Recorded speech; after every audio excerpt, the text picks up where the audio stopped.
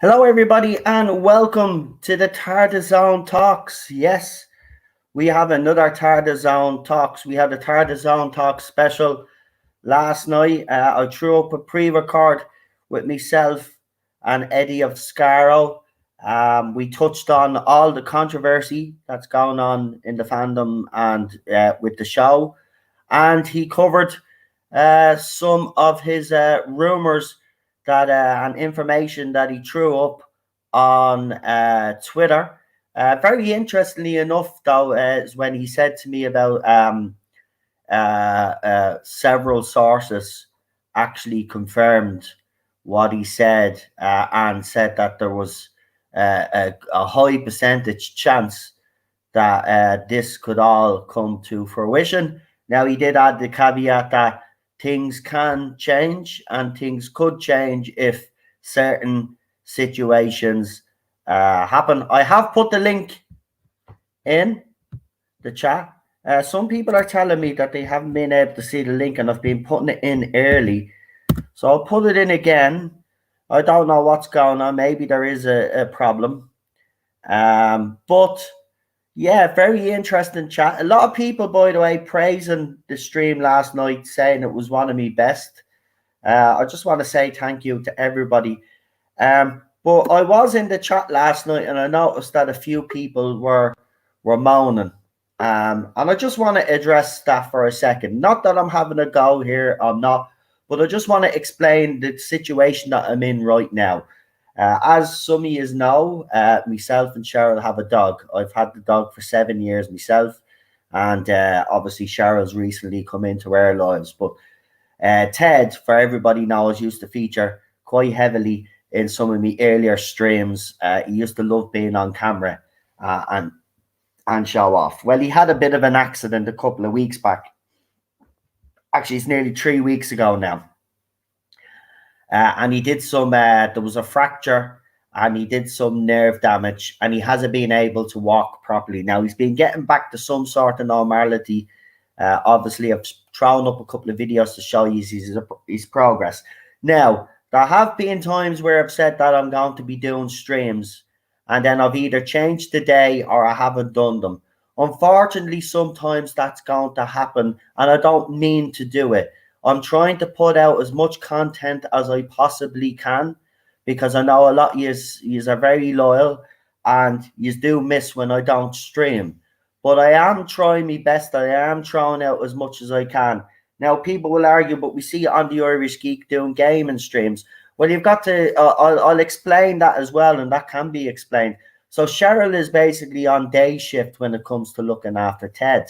Right, so during the day, what I'll do is if I get up early enough, I will clean the house. So I will do a bit of washing and stuff. I'll have me dinner, and in between that, I will do a couple of gaming streams. But there days when I'm not streaming or I've had to cancel a stream, but I'll always make up for it. That's why we're streaming today. So I have noticed that a few people have been getting a little bit there's a bit of unrest because I'm not streaming on my regular days on my regular schedule. Unfortunately, as I said, it's going to be like that for a while, folks, but I will get out as much content as I can for you guys. You know, I'm trying to get back to normal when it comes to the watch alongs, and hopefully that'll go back to normal. But as for the rest of the streams right now, everything is up in the air. I will stream when I can, and if anything breaks or I need to stream, I will, and Cheryl will, you know, because I have to, even though Cheryl's on day duty, I still have to give a hand out, you know, I still have to do my bit in the house. Then she goes to bed, I'm on night duty, so I basically keep an eye on Ted during the night while the two of them are sleeping. And if he needs anything, I'm there to give it to him and stuff like that. So our sleep pattern as well as being all over the place as well. So I'm trying my best. That's all I'm trying to say to you. And I will try out as much content as I possibly can until we get back to normal.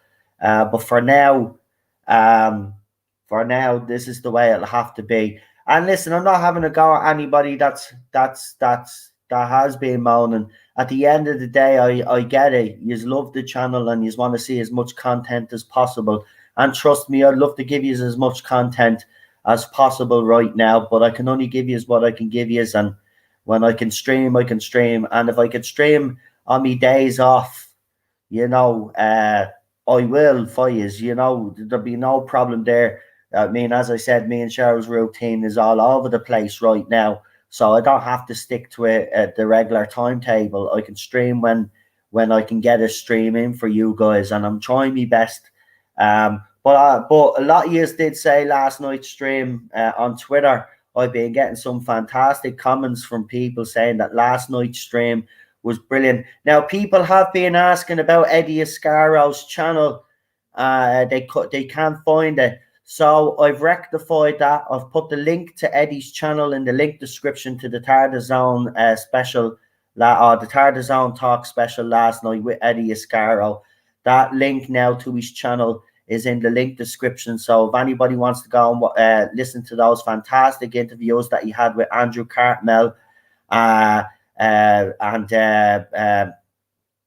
other John Cushaw, wherever you call it, Cushaw. I can never say his second name properly. And he's interviewed a couple of more, and he has a few more coming up. So it's well worth checking out the channel. But I just want to thank everybody for the kind words, man. Meant a lot. As I said, the channel is now in the link description, guys. So go and check it out. It's Talk the Doctor TV. But go into the video from last night and go into the link description. It'll save you an awful lot of hassle. Unfortunately, there are a few people that have names like that or are similar to his name. So you do have to scroll down, as Crimblin Dubloom was telling everybody in the chat. And thank you for that, because you've been telling people where to go and how to find it. So I really appreciate that. You were fantastic, Chief. Well done at the Tardis Zone YouTube channel. Thanks. Yeah, Lee did comment that I actually let Eddie talk last night. I do find when I do interviews like that or bring people on like that, that I do kind of take a back seat and let them talk. See, I could kind of explain that one because I'm used to having all you other guys on. It becomes natural to me because, you know, we're you know, some of us are close and you know, we can talk over each other to try get our points across, but I don't mean that bad by it. But yeah, I did enjoy last night. It's a great conversation. We covered the Noel Clarke, John Barrowman situation. Then we covered these rumors, and then we just start talking in general about Doctor Who and the things that were wrong with the Chris Chibnall era, and you know, and then on Twitter last night I did ask people if they had any questions to put to him, and I read some of those questions out as well. It was an absolutely fantastic stream. If you haven't watched it, some people have said that it was a great listen. Now, I have noticed at the very start that the sound is very crackly. I think that was either an issue with StreamYard or YouTube last night, but when Eddie comes on, and within 2 minutes of Eddie coming on, the conversation then it stops making that noise. But that has happened to a couple of streamers out there. So there's clearly, listen, remember, we're still, some parts of America still in pandemic mode. Right, YouTube don't have a full staff there still yet, and neither does StreamYard. Now, I will say StreamYard's very approachable. You can talk to StreamYard, they get back to you straight away. I love StreamYard, I have to be honest. I know some people have given up StreamYard, But I like the fact that they're very open, and if I have any queries, they will actually listen to me and they get back to me straight away. And I like people like that, so that's why I'll stay with StreamYard and stay loyal to StreamYard because they've been very good to me. And they do get back to me when I do have a problem. So yeah. So we did cover an awful lot of topics last week. And listen, I know people. Listen, I need to say this and get this point out. Some people were saying that I'm giving John Barrowman a free pass, right? Or mentioned it in the chat last night that John Barrowman shouldn't get a free pass. I'm sorry, nobody is saying that John Barrowman should get a free pass. John Barrowman was reprimanded on Doctor Who and on Torchwood. He was reprimanded. He apologized 16 years ago. He's recently apologized again. Now someone says, but he had that behavior on Arrow. Well, that's Arrow's problem, right? That's not Doctor Who's problem. We're talking about it from a Doctor Who standpoint. And as far as Julie Gardner is concerned, he hasn't done it since he was reprimanded. So as far as I'm concerned, yeah, he's apologized twice. Like, well, what more do you want? Like, there's some people out there. What more? There's people talking about him losing his job on dancing. Why should he lose his job on Dancing on Ice? Why? He apologized twice. I've already said that his behavior is inappropriate, but he's not getting a free pass. He was reprimanded. He paid for it already, like. He apologized twice. What more? These people as well that he did it to, right? If you look at all the footage, every single one of them are laughing it off and joking about it, right? But he apologized to them. If he didn't cause offense to them, well, then it's none of our business.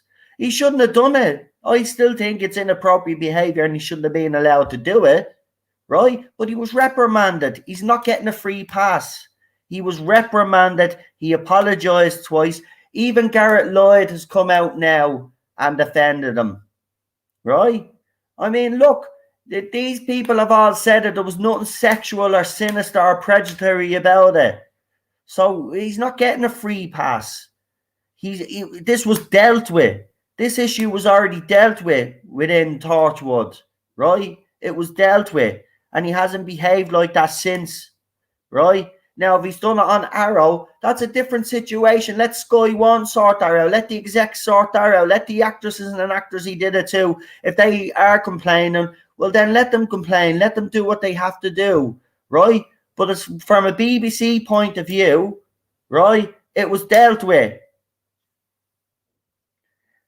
Now, he apologized back in 16 years ago, Raymond, right? He apologized 16, and so what if he was threatened with the sack? He still apologized, and I tell you, compared to most apologies out there that you do hear when stuff like this comes out, or I apologize for my behavior, he was actually sincere. He was sincere. Look, I knew this. Look, do you know what, Raymond? If you'd actually like to come on and give your point of view on that, I'd really appreciate you coming on. You know, and this is the point of tonight anyway. I know people are going to talk about this and they want to talk about the rumors as well. This is why I'm doing this tonight. So if you want to come on and give your point of view and tell me why you don't think that his apology maybe wasn't sincere, if that's what you're saying, or whatever it is you want to try convey, you can come on tonight and give your point of view. I'd really love to hear from you. Let us know. This is what this one is about. Tardis Home Talks is about you guys, right? So I'm going to put the link back in again in the chat. We've already got 2 people waiting, by the way. So if you want to come on, please get in. Get in early. There's the link. So, and by the way, you can't really compare, and I'm not saying you are, but you can't really compare to what Noel Clarke is alleged to have done to what John Barrowman has done. Because it's totally different, completely. What Noel Clarke has alleged to have done does not, like, I mean, it's over 20 women. And as I said, none of the cast that worked with him, with John Barrowman, has complained. That's the difference. The difference with the Noel Clarke situation is that women have come forward to complain. Listen, I have a different opinion on that, right?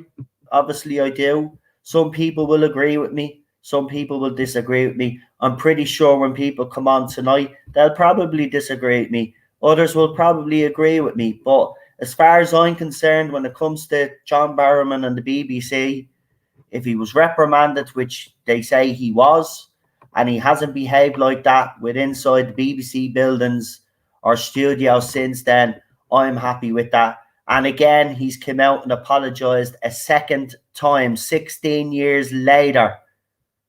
That's what I don't get. This is like 16 years ago, right? Society has completely changed from 16 years ago. There's this cancel culture gone around. These people are just being outraged for the sake of it. None of his co-stars are actually coming out to complain against them, right? Nobody. And by the way, here's the thing as well. There was rumours that Torchwood was being revived, right? So if any of these cast members, because as the old cast members were all supposed to be coming back, I don't know how they were going to do that when they were killed off, but they were supposed to be coming back, right? So if they all hate John Barrowman, think he's disgusting, why would they come back and work with him on Torchwood? You know, there's things called morals and stuff like that. You know, if you had any, you wouldn't work with someone like that if you had a problem with them. And that's where I'm coming from. These people clearly hadn't got a problem with what he done. I'm saying the behavior was inappropriate. And I'm saying he shouldn't have done it in the first place. But when they found out about it, right, he was reprimanded. He came out and he apologized to those people involved, right? And then 16 years later, then because of the Noel Clarke situation comes to light, someone digs up these old videos about John Barrowman and it starts up again. This is what I don't like about this, right? If people were so outraged, right, and so annoyed and wanted John Barrowman sacked 16 years ago was the time to do it. It's not the time to do it now when he hasn't behaved like that within BBC studios. And that's where I stand with it. So that's where I stand. And I know people will have different opinions on that, but that's where I stand. And as for the Noel Clarke situation, we've been told by the Guardian, everybody's been reading there because they're the newspaper that has been breaking it. Apparently, evidence against Noel Clarke has been given to the police, so we'll find out what comes from that.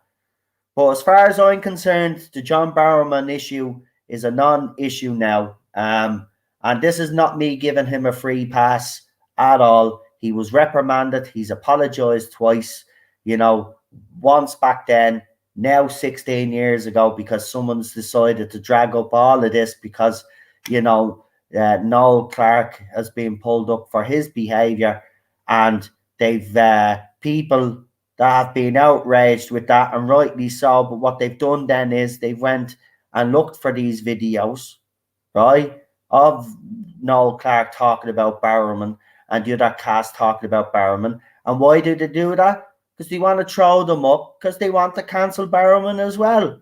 But he was reprimanded, as I said. So that's where I stand on it. Right. So we've only got two people in the studio. So if there's any more wanting to come on, please do. Because if not, there's only two people. And then we'll be finished early. So I'll put the link back in again. And we'll see if anybody else joins. But we'll see. So if anybody wants to give their 2 cents into this whole situation, you may do so. And also the latest stuff from Eddie. Obviously, we did a stream on it last night. It was a pre-record over 2.5 hours. You know, and we spoke about the rumors there. So if you want to mention if you want to comment on what you've heard and add yours or 2 cents to that. You may also do that as well. So let's bring on our first guest. As I said, there's only 2 in the studio right now. So when I get to the second guest, if there's nobody else in the studio, that's it. We're done for the night. So as I said, if you want to come in, please do. This is your opportunity. This is your opportunity. Right, hold on now. I have to get the timer ready because I'm going to stick to a time. Remember, I'm going to be finishing before 9 anyway, either way, because as you know, that's when my time kicks in. Ted gets his medicine and stuff like that. And yeah. And I didn't actually have anything to eat while I was waiting. I was setting up other stuff, and so I have to cook me dinner as well. Again, late dinner, but I don't really mind. I have my appetite back anyway because I haven't been really eating well. Because worrying about this little chap. So what we'll do is we'll give everybody 10 minutes. I'm hoping to hopefully get other people on, but we'll see. Good evening, Tardis. Good evening. I'll tell you what, I'll do a few shout outs there, see who's in the chat before we bring on our first guest. We've got to scroll up a good bit. I like that. I like to see people chatting away. We've got Enigmatic Joker. We've got Queen Charlotte. We've got Matthew Burrows in the chat as well. We've got Raymond Williams in the chat. Welcome. We've got the legend himself, the international legend, the one and only Daniel in the chat. Welcome, Daniel. Disaster Area is in the chat. I don't know. I'll just throw this out there, Daniel. I don't know if you want to come on and throw your 2 cents into the argument. I know you did a few weeks back, but lots happened since then. But if you do, you're more than welcome to come on. Love to hear from you. Nicholas Horton's in the chat as well. We've got Laura Thought in the chat. Tim, welcome. We got Bad Wolf Bay in the chat as well. We got the one and all. Well, problem being is spending some time with his mammy. So you enjoy your night with your mammy, and we will talk to you soon, pal. We got Scott McKenzie in the chat. We got Garbage in the chat. Welcome. We've got Crimleen Dubloon. I can never say that name right. I do apologize, but welcome again. And thank you for letting everybody know how to get Eddie's channel. But as I said, it's in the link description now, folks. 007, 07, whatever that is. But that's what's showing up here. That's weird. Garbage as well is in the chat. Welcome. We got Michael in the chat. Welcome. Nice to see a new face.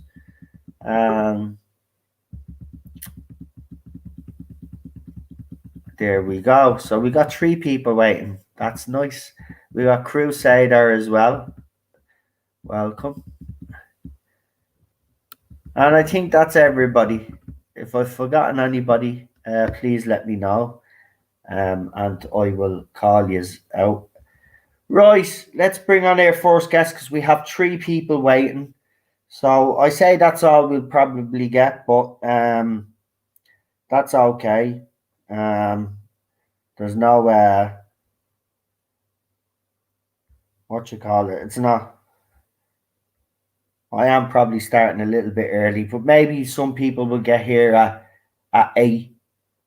And we might be able to bring one or 2 more on. We'll see. Right, let's bring on our first guest. It's the one and only Jack. Hello. How are you, Jack? Fine. I've just gone back to university today for the first time in months. How was that? Pretty good, actually. My lecturer said she really loved my art, and I got quite emotional. Ah, Yeah, well, look, it's great to get out there and get some sort of normality back. What? Um, so yeah, delighted if I is they're easing up here now slowly in Ireland, but they reckon by the end of June we'll be fully back to some sort of normality. So that's something. Is there anything in particular you wanted to address this week? There's been a lot going on, obviously, in the fandom, and there's a lot going on with the show. Is there anything you'd like to talk about? I was very interested in that rumor that the show wouldn't be going on for 3 years due to direction differences between the BBC and Chibnall. Yeah, just for anybody that doesn't know. So Eddie said last night that basically there's a three-way fight for the soul of Doctor Who. On one side, you have the BBC, who kind of want to go back to a traditional style show. Uh, the other two people involved is Chris Chibnall himself, who obviously has his own way of doing things. And then you have the money people in BBC studios who don't seem to be happy with either BBC or Chibnall. So the key person in all of this, as I asked Eddie last night, was Chris Chibnall. He just needs to go, but somehow, apparently, there's something in his contract that even if he does step down, he's going to have some say in the creative uh, and direction of the show, which I find baffling that anybody would give any showrunner that sort of power. I mean, even under RTD, the BBC would never consider anything like that, or even under Moffat. So I don't know what makes Chibnall Yeah, I so mean, I have to special. say, if I was in charge, I'd be like, who wrote this contract? Yeah, I'd sack them. I'd sack them. I'd I be like, would. wait, what do you mean there isn't an escape clause? I'm telling you, it's unbelievable. So Chris Chibnall basically has to let go. Now, he did also say that he's getting information from other sources, which uh, kind of verifies does verify what I've been saying. So he's after getting obviously that information, which is conflicting to mine, but also then another source came to him and actually confirmed what we reported, which was that Chris Chibnall and Jodie Whittaker will leave after the current production run. Um, now, right now, you just don't know what to believe. If Chris Chibnall, look at as Eddie said last night, I don't know, and I never thought it here. Eddie say this, but he even said that if there's a serious fault in and Chris Chibnall's involved, after 40 years, he's going to say he's just going to stop watching. He's done. I never thought I would hear him say that, to be quite honest, because I mean, even last night to hear the way he was talking about the show, Eddie is very, he tries to be diplomatic about it. But you could even hear last night that he was like condemning what was Yeah, happening to the show. one And of the things that made me eye roll was when he said about the rumor that they could be splitting the season in half and over yeah, 2 years. I was like, how much do you want to drag this out? Seriously? I know. And again, we reported on that as well. There is a possibility of that happening. Now, the last time they did something similar to that was under Moffat, when they cut up the next season, season six. We're on season five in the new Who watch along right now. But in season six, he actually splits that in half, Yeah, I and remember. we had, remember, the next episode that followed was Let's Kill Hitler, if I remember correctly. Terrible. It was it was absolutely like dire. I remember when I Great. was a kid. I remember when I was a kid and I'd watch Good Man Go to War and I thought, wow, Series 6 is amazing because I loved Yeah, the first half. The first half was scary, it was very adult. I was like, I like this direction. yeah, I wasn't too pleased with Series 5, but that's probably because of the change. I'd started to get used to it, and I thought, I love this, with the Doctor's wife being my favourite. And then I was like, oh, Doctor Who isn't on next week. What's happening? And Yeah. they're like, no, they've split it in half. You're going to have to wait till later on in the year, I think. And then it came back, and then I was like, oh, this is bad. Worst Which, Cyberman story in the you show know ever. what, Jack? But that confuses me though, because here's the thing: when Moffat did that, right? When the show did come back, right? When it came back after its little break, its ratings never fully recovered after that. That was when the show started its steady decline under Moffat. That was a bad decision on whoever made that decision to split the season. I think he split it because he was working on Sherlock. I think that was the reason behind it. Now, we can't really criticise him that much because he was producing two bleeding shows. And he was writing some episode. I think he was writing for Torchwood as well. Did he write for Torchwood? I think he wrote one or two. No, he didn't. No, he didn't actually. Sorry, not Torchwood. He was doing something else. He was writing for something else. I think it was Class, or he was overseeing Class. I think that's what it was because he was promoting Class.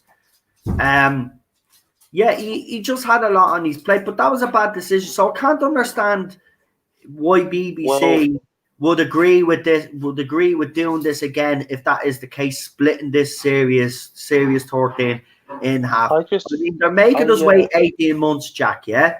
Right? Then they bring it back, right? We're not even getting a full 12 episode season, right? Because it's already under the pandemic, it's going to be shorter, right?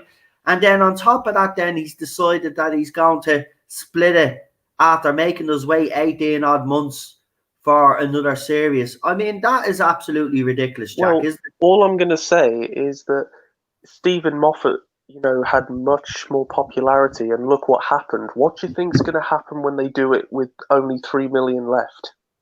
I know. It's like it might even half the viewers. I think, because I just don't think people care anymore. Enough to stick around. To be honest. Right. Well, then I've got it wrong. It wasn't Class. Is unknown. Okay. I don't know when it was. But he was writing Sherlock. I know that for a fact. And if you look at Sherlock, actually, I said this at the time, though. I noticed a lot of Sherlock kind of traits getting into Matt Smith's Doctor, because he was kind of, he would have had Sherlock on his mind as well. And you could see that in some of the writing. And it's the same with Sherlock, because look at the last couple of seasons of Sherlock. It kind of got a bit ridiculous, it was like, it was like, I didn't like the last couple of seasons. I always say that at the end of series 2, when Sherlock jumped, it's symbolic for the death of the original show. Yeah, that's, I know, and I have to be honest with you, even though I was gutted, right, when he jumped off, right, because when I heard there was a series 3, after seeing the ending of series 2, right, obviously all the fan theories were coming through, and Moffat did put them in, and that was the thing, because he couldn't figure it out either. How did he actually survive? And I still don't get the explanation of how he survived, because it doesn't make sense, the one that they actually went with, because they tell you the one that they actually went with. You would have seen that bungee rope. You would have, and the same, you would have. There's no way he would have been able to jump onto that airbed, them to move it away. I know the bike hits Watson and all, and it was clever, but it was a bit, for me, that was just too simple of an explanation. I mean, even there's a line in it where Moffat even slags the audience, where, well, everybody would be a critic, where Sherlock looked at the camera. Like, that was that, because he knew that fans wouldn't be satisfied with the explanation that he gave. And that's the trouble. Yeah, that's and seriously, because Stephen Moffat, he has a habit of believing his own hype. Yeah. The trouble is, and he clearly didn't plan this out. He just thought, I'll do this, and then I'm sure with my talent I'll be able to come up with an explanation. Yeah. And he probably spent the whole of the summer of that year stressing out, like, I can't fix this. Yeah.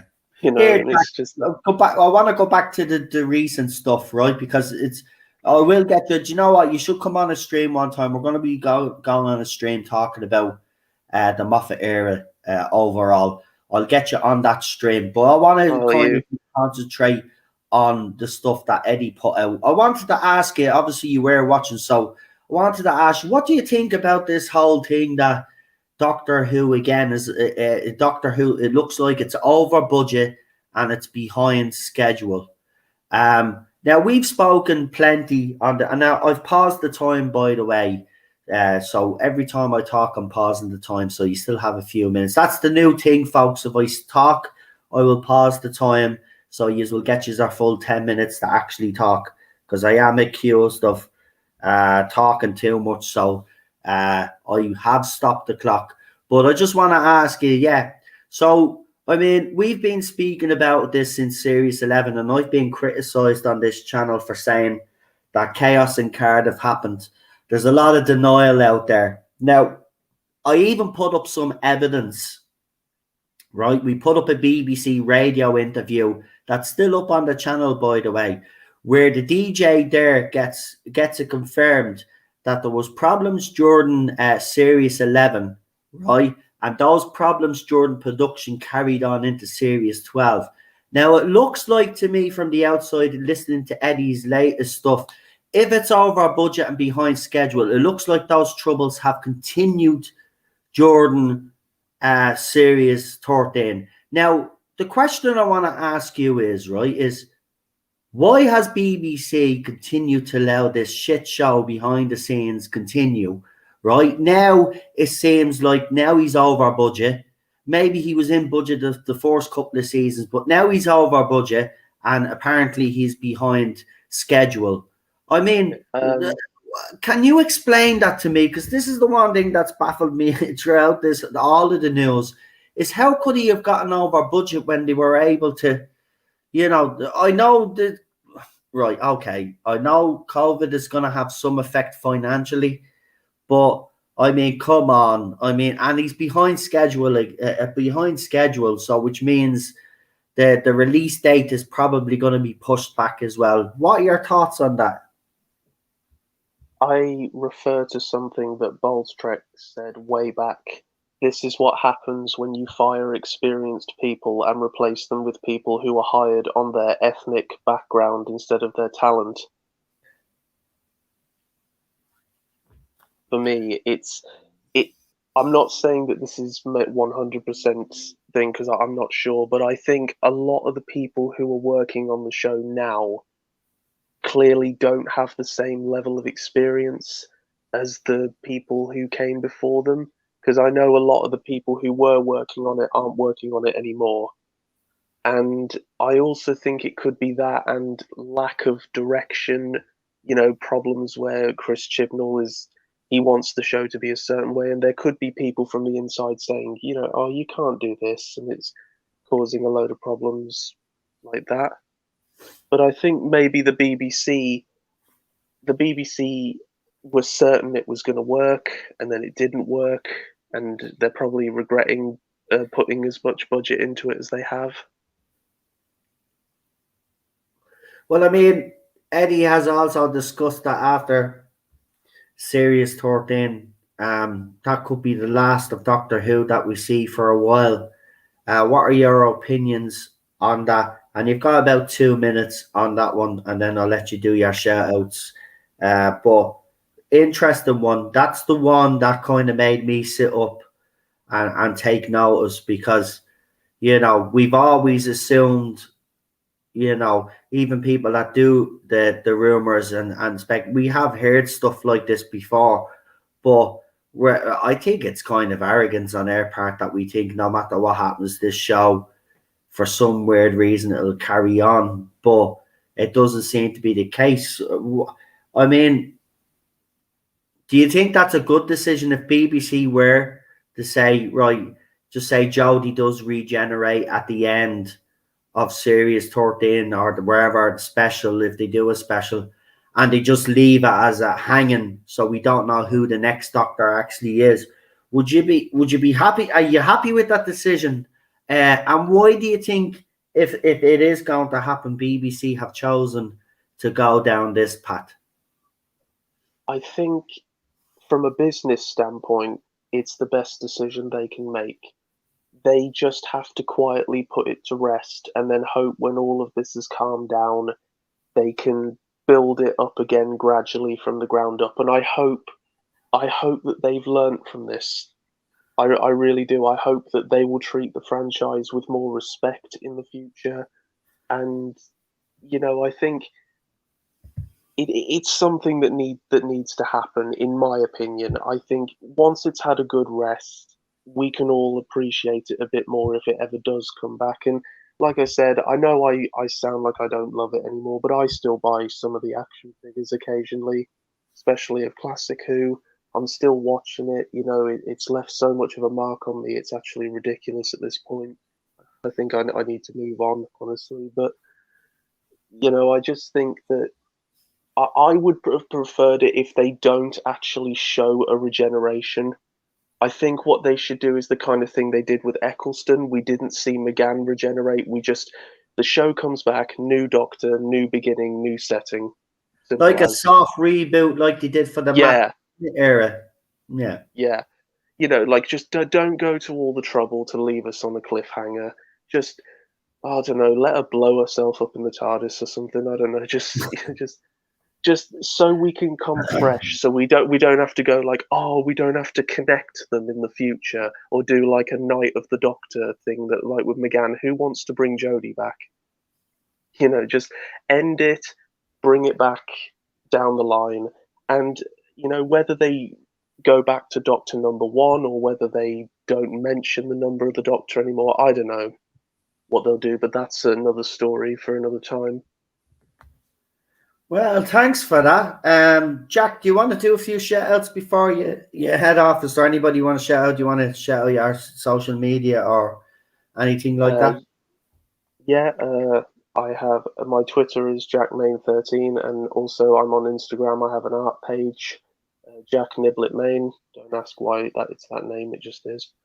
So, yeah, and I want to shout out Noel from Tardis Zone. Great channel. Sorry, I'm terrible at this. No, you're grand. You're good. Look at when you first started, you were very quiet, but now, as I said, the more you come on, the more confident you get. You're doing very well, pal. You're doing great. And thanks for coming on. And again, when we do that Moffat stream, I'll send you an invite and you can come on and give your 2 cents about the whole of the Moffat era and where does it rate. Yeah, I promise it's not going to be all bashing. I am going to say some positive stuff. Yeah, well, there is. He wasn't all bad. Even I have to admit that he wasn't. Right, listen. Thanks for coming on, Jack, and we'll see you soon, pal. And listen, you enjoy the rest of your week and stay safe, and get out there and mingle and enjoy your life. And glad to see you back in university. But stay safe, pal. Look after yourself. You too, and I hope Ted's okay, and Cheryl. He will be. He is. He's getting better every day. Trust me. He's starting to get annoying again, so he's coming back to himself as well. But he's doing well. He's doing great. We'll try to get up a video this week. Actually, I'll get Cheryl to do a little video and throw it up on the channel for you guys so you can see his progress. But he's made some great progress anyway. So, yeah. Right, listen, Jack, talk to you soon, pal. Talk to you soon, Noel. Bye. Bye. Right, we got Charlotte joining us. Hello, Charlotte. Straight in. I know, I was surprised. Right. Obviously, there's a lot to talk about. So I'll just shut up and let you get whatever points you need to get out, because I know you want to cover a lot. And we're going to end with Daniel. We got Daniel. I'm delighted he's decided to come on. I know he hasn't been in the best of form when it comes to Doctor Who, but it will be interesting to hear what he has to say. But we will end with Daniel, unless Alpha Omega shows up, because he's been dying to get on. So if Alpha shows up, I'll wait for him. And I have told him that we are streaming, so hopefully he might come before the end, before Daniel finishes up, and we'll get Alpha on, because he has plenty to say on the Noel Clarke and John Barrowman situation. But Charlotte, where would you like to start? Do you want to start with the rumors, or do you want to start? Well, I think I'll start with the Barrowman from a different angle Right, because I want to be honest, I don't want to touch the Clark stuff. no problem. Right, go So, ahead. well, the thing is, I think now, because you asked Addy about John Barrowman and Captain Jack in Series 13, because there were plenty of rumours about him having another appearance. And now that looks like, and I agree, I'd be very surprised if he appears now. We were all thinking the timings didn't fit up anyway with him being in America, but especially now with all this media frenzy, they won't want to touch him. But if you think about what that means for Series 13, that's a massive issue. Because in Series 12, the only time I saw any hype was when Captain Jack appeared. The only time I saw any of the social media or any of the fans suddenly have a bit of something to talk about again is because of Jack. So, and we've all said, look at the viewing figures, they did get a bump. Yeah. And that's why he probably was in the special. So the fact that they've now lost that's not good for Series 13, because all he's got left, Chibnall, now, is to basically do a greatest hits again. Because we've all said, look at all these villains that are appearing. He'll probably drag in a load of old characters just because he cannot rely on his own things anymore. And to be fair, the whole Jack thing should have been, I think, the first real red flag. And I think some of us maybe talked about it a bit, but if you really think about it, any era, if by their second series they are reaching back and they are desperately trying to cling on to past eras to create any sort of hype, then you know your era's dead. That should have been the sign of actually how bad things were. The fact that Jack being in an episode for 2 minutes caused more hype than anything Whittaker's done, anything Chibnall's done, anything Chibnall's characters have done. So now that Jack's probably not going to be in Series 13, I think they're going to really suffer, viewing figure wise. Because I don't think monsters are a viewing draw. I think actors are, characters are. Maybe the Weeping Angels, but I don't know. Here's the thing. Eddie did say, again, very interesting stuff on the Jack stuff, and I do agree with you. He made a huge impact when he did come back, because there is a lot of love for his character, John Barrowman's character. No matter what anybody out there says, he is a loved character. Captain Jack has affected us all in some way or another. But the interesting thing about all of this now is you are right. It kind of leaves Chibnall exposed now. We've already got the Centaurans, Weeping Angels, stuff like that. God knows what else now he's going to pull out of the hat, because even if there was a chance of John Barrowman being in Series 13, all of that now unfortunately is not going to happen, because you're right, BBC won't want to touch him right now while it's hot, which I can understand. But this is look, Chris Chibnall will have to produce something absolutely amazing this year. I mean, he's gotten 2 seasons and a couple of specials, and every season that's up and coming, we hope that he gets it right. But mate, this Series 13 is going to be the biggest car crash. I've been saying this for ages. He's set up so much. He's going to have to explain. Especially if the other thing that Eddie sort of alluded to was that we could have not a retcon of the Timeless Child, but sort of twisting it or making it not the Doctor. Yeah, which we kind of all been speculating about anyway. That we're But hoping it's the master. that's not an easy thing to do. Like Chibnall, because I've got a feeling that the initial plan from Chibnall's end was that the Doctor was the timeless child. I think that honestly was probably his original plan, because it just comes across as typical flashy, look at me, aren't I brave? Look at what I can do, Chibnall, without actually thinking it through. No, like, if you do this, you're wrecking the canon. So the fact that possibly he's going to have to now flip his own story arc.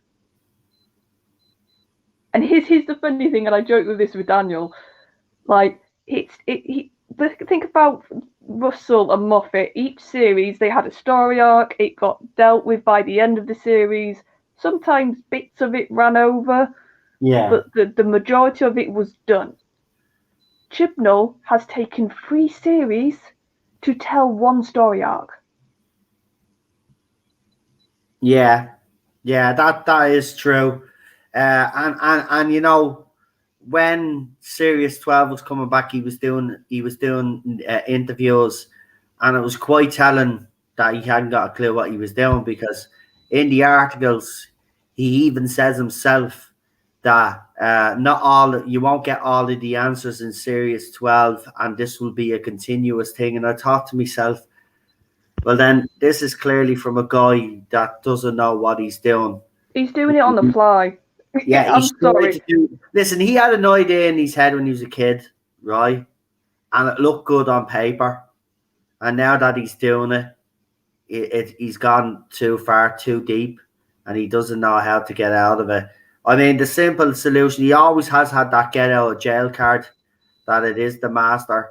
If he does that, if he does that, I'll be happy. But I'll know deep down he did that as a cop-out because he screwed up. Because the BBC have told him to. Let's be honest. If he does it, it's because the BBC have said, right, we thought this might have worked, but we've suddenly seen the reaction.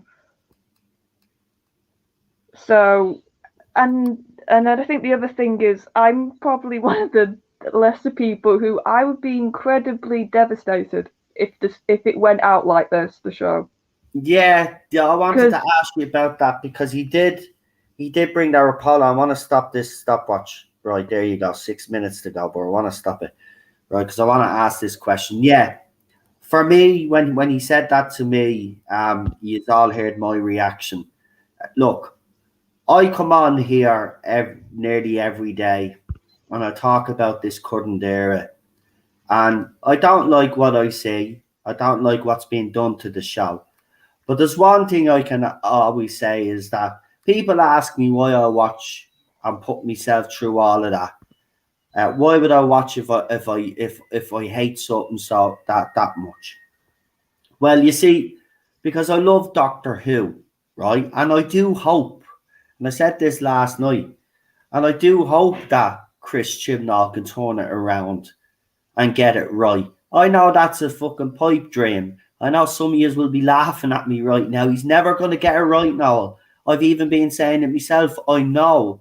But there's just that hope that maybe one time he might do something that I can say, yes, that's Doctor Who, thank you.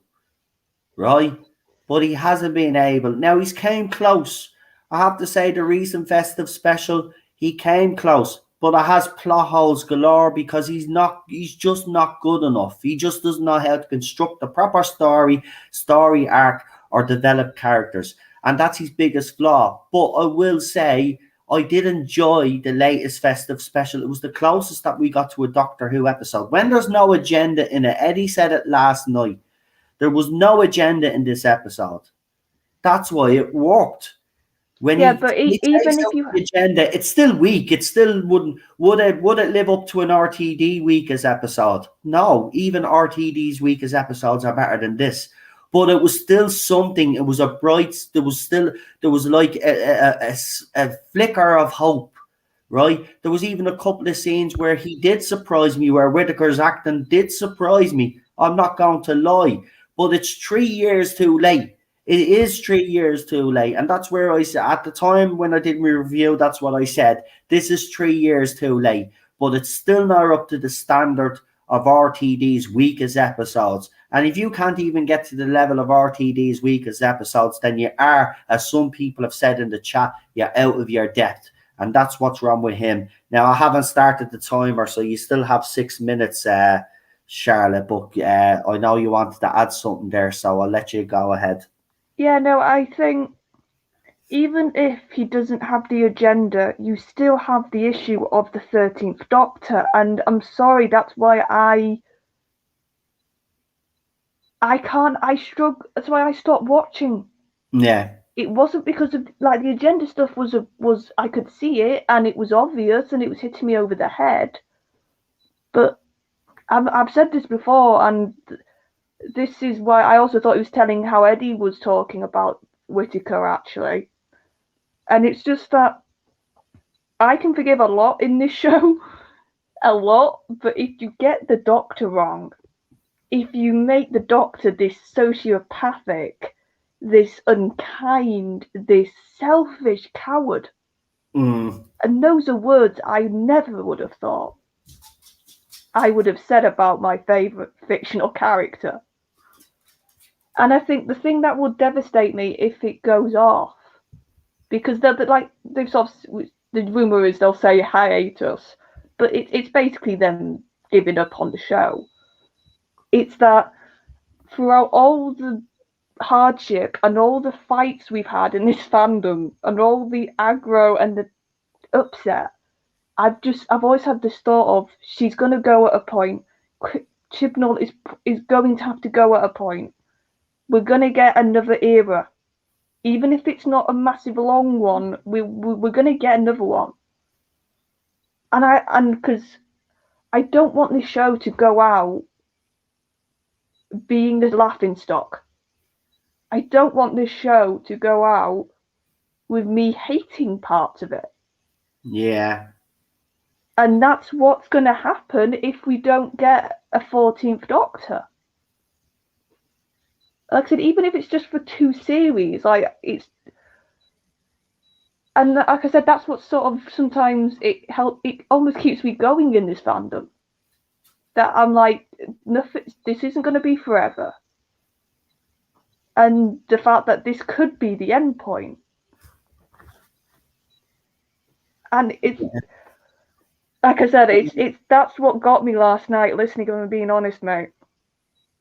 I know, I agree. It's not the way I wanted Doctor Who to go out either. If this is the case and there isn't another series after Series 13, it shouldn't go out as a laughing stock. And you're right, it has become a laughing stock. I mean, for a few years there, you could actually tell people that you were a Doctor Who fan and not be embarrassed about it.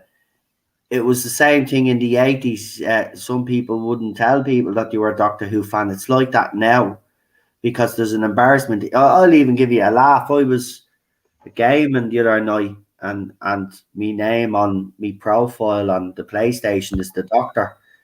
And people are actually laughing at me in the game because, oh, you Doctor Who fan, how can you watch that rubbish? This is what I was getting. Yeah, and that's what Chibnall has created. And I was like, mate, I'm here to try game. I know the show is bad, but listen, I don't need this crap right now. I'm just here to enjoy myself. Oh, yeah, the show is crap.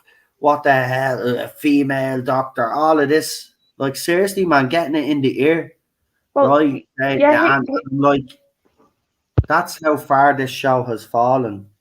That people now are ridiculing it at will. I mean, you've got, as Eddie even said, you've got Poxy Jeremy Clarkson coming out. And when he takes the piss out of the show, you know the show has fallen a long, long way. I mean, that man, no matter what you say about him, he's very British. He likes his British institutions. One of them was considered a British institution was Doctor Who. And everybody, even if they don't watch Doctor Who, British people are very proud of that show. because it was a British sci-fi show. It did something completely different. It even has the record as the longest sci-fi show in the world, if I'm correct in saying it's the longest running. And you know, British people and the television industry were very proud of that show. Yeah, because it's such a unique and brilliant concept. Like it's you're never going to get it anywhere else. No. And the problem is with the female Doctor, they had to basically hit it out of the blocks. They had to almost, in a weird fashion, be better than Russell. Yeah. Because of how much of a gamble it was. Yeah, I agree with you, but unfortunately that didn't happen. No, and that's the other thing with Chibnall. It's like this whole thing of Eddie using the phrase of the stink of the Chibnall era. If even people at the BBC now are sort of talking like that, possibly. I mean, how bad has it gotten? Even BBC, possibly higher ups, are saying this era is so bad that they don't want it to be seen for 4 or 5 years. Just so they can save it from any more damage, which is telling for the BBC though, if they're really thinking like that, because then it goes to show you that in some weird way, their way, that they actually do care for this IP. But if they cared for it after Series 11, they should have pulled the plug. I don't care. I wouldn't have gave a crap. Come back this year with a new Doctor, new showrunner. I wouldn't have cared. We would have been all waited. That's the thing. But they let it go for 3 years. Well, it's been 5 years of having him here now as showrunner, but he's only on his third series. But I mean, look at the decline since then. It's just ridiculous. I think the problem was, Noel, they got a lot of money up front with HBO, with other things. They got a lot of money up front. I've got a feeling they were listening to Twitter. They were listening to all the little social activists. Because we've all been saying this. The whole female Doctor thing had been in the fandom probably since Matt's run. Actually, it was ever since David Tennant's run. It was actually after they did the whole Dr. Donna thing, where the conversation for a female Doctor actually started picking up then. So it's been in the fandom for a while, and if we're being realistic, it was going to happen. It was always going to happen. Really. Well, once the conversation started, you're right. I knew once it start talking, once they start even thinking about the idea or talking about the idea of a female Doctor, I do agree with you. It was eventually going to happen, but. You know, they got it so wrong, or Chris Chibnall just got it so wrong. Do you know, I've been trying to think of like the moment when I think it was the tipping point almost. And do you know, we've been saying it's Series 11. I think it was that Breaking the Glass Ceiling trailer. Oh, I remember that. I remember the stick I got when I did a stream on that video and I criticised it and people were... But think about it, like, she got announced, you had all the uproar, and like they literally played into everything that people were saying why they did it. Yeah. It's like you couldn't have asked for a better trailer from when it comes to people who weren't sure, because it literally was telling us. Yeah, a lot of views because you had people on my side, obviously, that were angry. You had the people that supported it. That trailer was very clever, actually. That trailer generated more interest what was going on within the fandom and this show than the actual trailer did for the series itself. Yeah, because it was meant to tell you, if you're not on board with the politics, get out. Yeah. And I think that was the point for a lot of fandom, where they just went, oh, thanks for telling us that you're doing this for politics. We're out. Yeah. Because It is, because I don't take any pleasure. None of us do. I don't want to be sitting here slamming Chibnall's here or slamming Jodie Whittaker's doctor. But unfortunately, they're giving me nothing to actually praise. Now, a few times they actually have, and I do praise. But of course, nobody ever picks up on that. They always just pick up on all the negative stuff that I do say. But it's all justified. I mean, listen, I don't need to prove any of this. None of us do. The facts and the figures of the ratings and everything that's declining around the main show is the evidence, right? Well, Doctor no, Who the evidence. struggling. You've got Funko Pop pulling out of deals to do Doctor Who, and they do everything, right?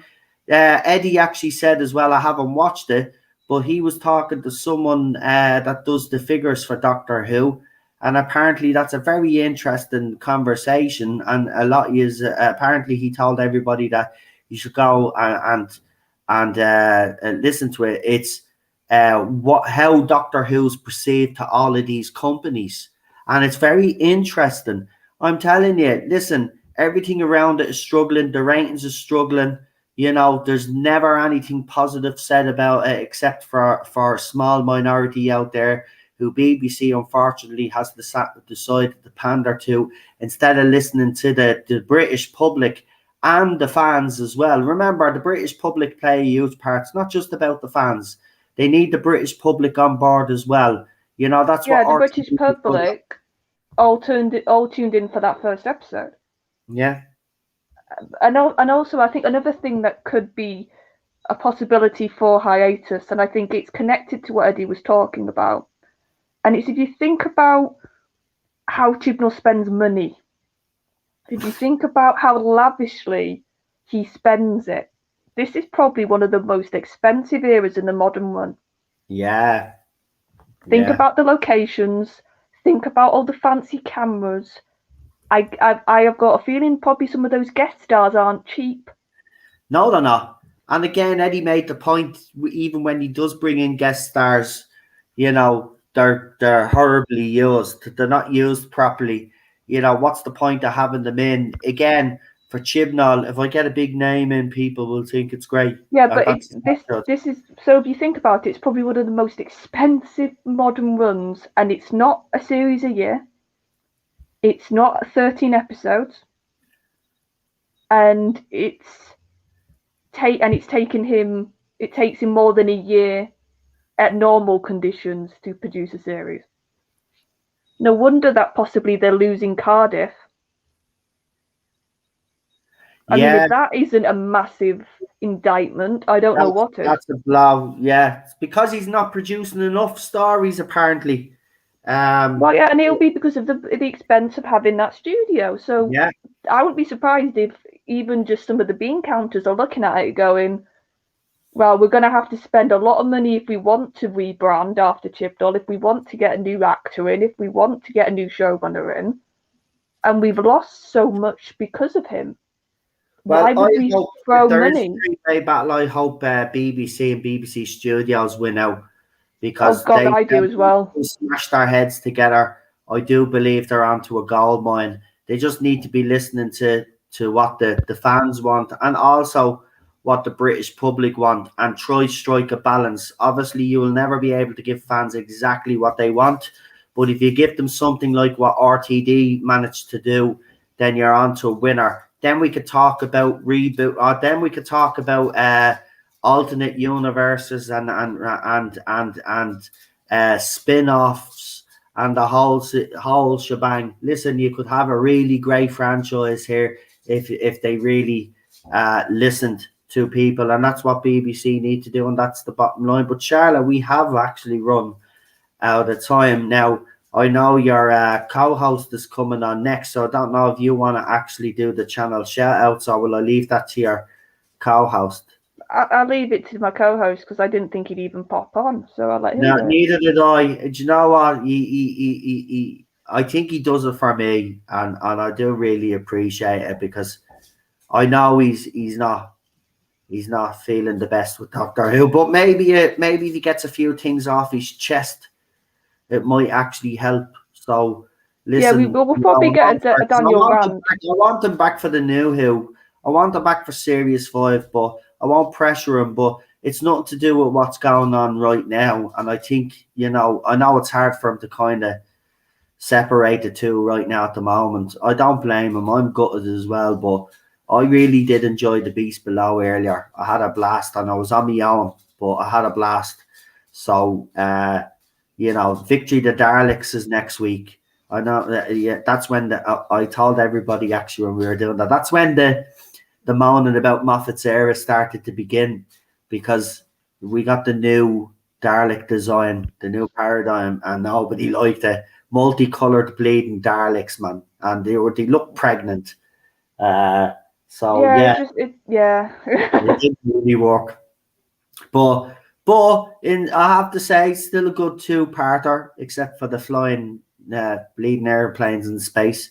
There was a lot wrong with those two-parters, but I did like it for the fact that the Daleks did kind of have a little bit of a victory over the Doctor, and he does lose the plot a little bit.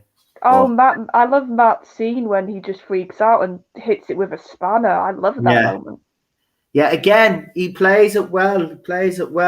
So we'll see what happens. Hopefully, we might be able to coax them back, but I'm not going to pressure him because I know he wants to do other stuff as well. But if you don't want to do Doctor Who on your channel, you can certainly come and do Doctor Who on my channel if you want. And I won't pressure you. I won't say anything about it now. I'm done. So I'll read out this super chat as well. But Charlotte, thank you for coming on as usual. Some very interesting points. Again, obviously, I'm hoping to have the Tardis Zone talks again on Friday. So if there's anything you weren't able to talk about tonight, you're more than welcome to bring it up again on Friday. Okay? Yeah, it's because Doctor Who news, we have a 10-ton of it and then it goes quiet again. So it'll probably go quiet now. And there's still a lot to talk about though as well, maybe what I'll do for Fridays, I'll break down, I'll read out Eddie's rumors for everybody in the chat, and then we can talk about each and every one of them then, because there is some interesting stuff there and there's a lot to talk about. A fake Tardis Zone messaged me. Yeah, well, if there's any fake accounts out there, please report them. Is there on Twitter or whatever? If it's on Twitter or whatever, just let me know. We don't like any fake accounts out there. Right, Charlotte, talk to you soon. Enjoy your rest of the week. See you later. Do you want me to? Oh, sorry. Go ahead. You want what? What? Say that again. Sorry. I was going to say, I just said, are you going to boot me? I don't have to press leave. Oh, I will, but okay. Sorry, I didn't know what. Sorry, I brought you back in because you. That was my fault. I apologize. Right, yeah, I'll remove you. You don't have to do it yourself. But enjoy your week. I'll talk to you soon. Talk to you soon, mate. Bye. Right, that was Charlotte. Let's bring on our last guest tonight. It's the one and only Scottish Davros, and I know we have plenty to say. So, welcome, Daniel. Oh no, how are you doing? Oh, there he is. I said if Alfred popped in before we finished up, I'd bring him on because he wants to. He has a lot to say about the Noel Clarke situation and the John Barrowman. He has his own opinions on it and he wants to talk about them. So so I'm glad he's here now. So that's perfect time. And so Alpha will be the last guest tonight. But I just want to read this super chat, Daniel, before I get you on, before we get you underway. Nicholas Horton with a £5 super chat says, the way they could bring the dead Torchwood characters back is either through time travel or alternate universe versions of them. Well, I did suggest the time travel theory. Jack could go back to that episode where they all die in it, right? And he could go back and change events and actually save them all without kind of really, affecting them winning the situation that they were in, but like getting them all out. There is ways of doing it. And of course, the Torchwood can deal in time travel as well. So they could do that. We'll see. But Daniel, I don't know what you want to talk about, so I'll ask you first before I start the touch. So, do you want to talk about the Noel Clark, John Barrowman situation, or do you want to talk about something completely different? Well, address it and get it out the way, just very equal. Right. But to start off with the Barrowman thing first, I mean, he's a he's a he's a apologized a couple of times, and he was also reprimanded by the higher ups at the time, like Julie Gardner or etc. So like I have no issue with Barrowman, but like Jesus Christ, situations not if us and and us because because I've always kind of respected and obviously looked up to um looked up to that and his episodes that he do for and his episodes that he do for watch um as actually one of my favourite episodes. So like I'm just I'm I'm just heartbroken by the kill art situation, and it just and it just and it just seems when I get back into and I get back into oh, who it always it seems there's always something around the corner that will just trip me back up and put it back in the or east again like um, like every time every time there's an actor that comes out and says something stupid on the case of the no arts situation, I'm right back to how um, to how I felt after the time of this children and everything, and it's just been a horrible. It's just been a horrible few years of being a fan of this and I think the show it's kind of be and go on hiatus. Yes, to be honest, it's working for a good few years and what I would what I would implement is as have a um, as have a skill at the editor and a producer again, get rid of the title a showrunner Giselle will probably eventually end up in the same kind of same kind of position as of some idiot just ruining the show and scaring it up and pissing off the fan base and the general public. So the title of showrunner the title of showrunner would have to go as well in order for the show to be successful. But like as well, I'm kind of in agreement with Eddie and yourself as well. The 45 and it and it has basically and it's worse now. So what I would do is probably I would do is probably we have a certain number of episodes that have but have a but have a sort of story arc to connect to connect maybe six episodes or whatever uh, um,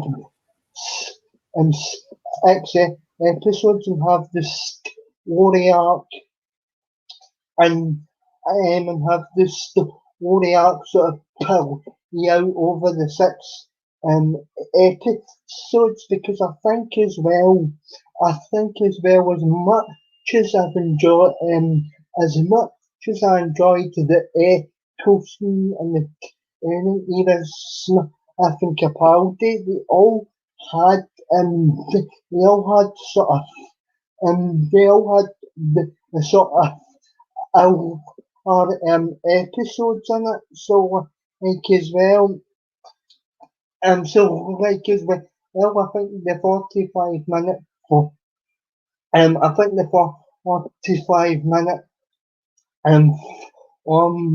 that has become on and like you just listening to the shake that up as well and obviously he's up pandering to shites on social media back to and get back to appeasing the general public and the true fans of the issue rather than these activist shitheads.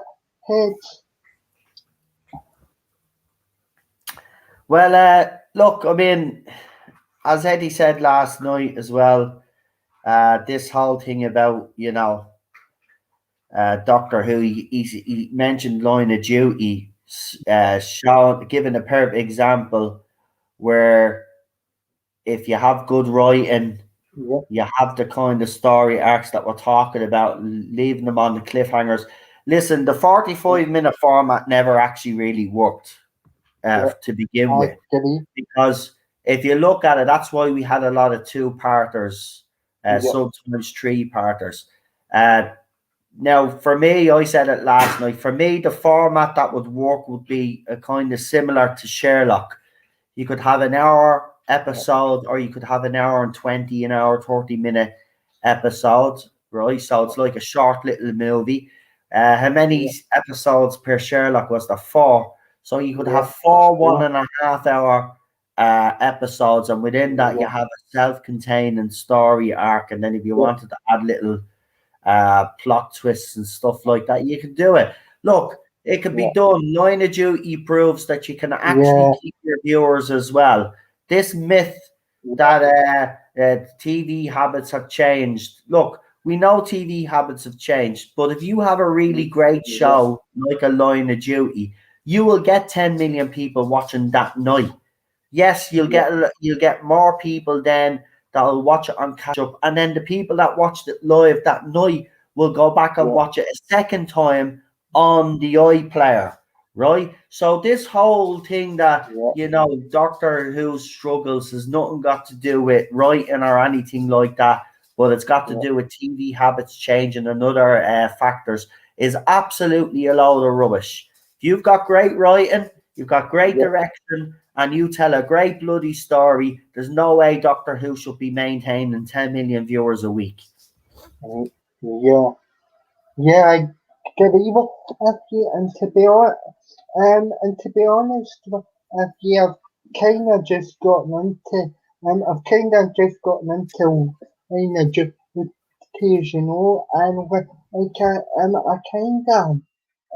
I kind of have this question always sort of I kind of have this question sort of pop in my head, like how come the BBC can put so much effort and to show it can be but the Doctor Who all down the toilet. I mean, it just baffles me. I mean, you look at you look at the promotion behind, and I just look at you look at the writing, and you look at the casting choices, Amazon, Amazon, and you're thinking, and you're thinking, how come? Who can't be on that own? Everyone just baffles me how did the BBC have this and all down Japan? Easy, Daniel. The answer is quite simple. Line of Duty is written by people that actually have talent. Doctor Who was written by a bunch of soap writers that Chris Chibnall brought in, and he's not great at writing sci-fi, and it shows. That's why it's down to the writing. These people can twist it and make it about, I mean, I've seen another stream recently where two of the people on the other side were talking about the ratings again, trying to break down the ratings. You could try to do that all you want, just Muppets. At the end of the day, Line of Duty shows if you've got great storytelling, right? You've got great cliffhangers and you've got a good plot and you've got your little subplots going on, you'll get your 10 million viewers. No excuse for Doctor Who not being able to do it now. There is no excuse. This is solely down to BBC making the wrong decisions and hiring Chris Chibnall, and Chris Chibnall making the wrong decisions while running the show. That is it. That is the bottom line. You can spin it all you want. Ratings, it's nothing got to do with TV habits have changed, because, as I said, great writing will draw an audience in, right? And 10 million viewers, over 10 million viewers, and it sustains that Line of Duty. I'm sorry, these are talking crap. These have always been talking crap when it comes to the ratings. These have always been talking crap when it comes to TV habits changing. At the end of the day, the problems with Doctor Who are solely down to the direction of the show, the writing on the show, and this ridiculous story arc that he's pursuing, right? And it's affected Classic Who, it's affected merchandise sales, it's affected the magazine, it's affected now even some of these places that do the little statuettes. Funko Pop apparently is not going to be doing any more Doctor Who, and they literally do everything on the planet.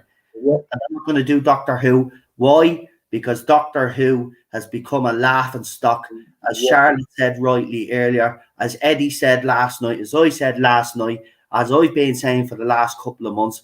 This show has fallen so low, and it's heartbreaking. And the Noel Clarke situation doesn't help. It doesn't. But what I would say to you, though, Daniel, and people like you, because right now I know you're hurting, and right now you can't look at any new Who, right? And that includes Matt Smith right now, because it's left a bit of a sour taste in your mouth, right? But I'd say this to you all. Don't let what's happened ruin your enjoyment for certain Doctor Who out there, right? There's a lot of RTD episodes, remember, that don't feature that bloke, right? Now, we don't know the full extent, evidence being given to the police and all of that. We'll find out what happens, right? We just have to wait and see. But I would say, don't let it ruin other RTD episodes that you like. And I would say, don't let it taint your enjoyment of Matt Smith's run either, because his fourth season is absolutely fantastic. Now, Moffat loses the run himself during Series 6, right? But there's still good, solid stories in there. I wouldn't let it. So, look, at the end of the day, I know a lot of you are going through a grieving process right now, right? And rightly so. But listen, don't let it ever spoil or ruin the enjoyment. And listen, I'm delighted you're going in a bit of a different direction with your channel. I've always said to you, I think you should branch out, because there's a lot of other stuff you could be doing. And the fact that you're doing Line of Duty is absolutely fantastic, because I think you'll be in your element while watching that show. See, the thing about you, Daniel, is you like what listening and watching intelligent stuff. And Doctor Who used to be intelligent, and Yeah. the Line of Duty is an intelligent show. So you're gonna love it. You're gonna love it. Listen, I've only seen little clips, and I'm going to be watching it now because I want to be able to take part in some of the chats in your streams that you do, because it looks like the type of show that I would definitely be into. And I do only see clips. yeah, I have stopped the clock, by the way. If anybody's wondering, I did stop the clock. You have 4 minutes left anyway, Daniel. So go ahead. there will also be episode and there will be episode by episode. It'll be similar, and it'll be similar of how you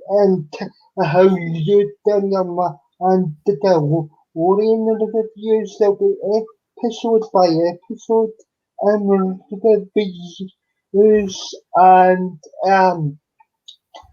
to be honest, I'm kinda actually glad to myself that Charlotte actually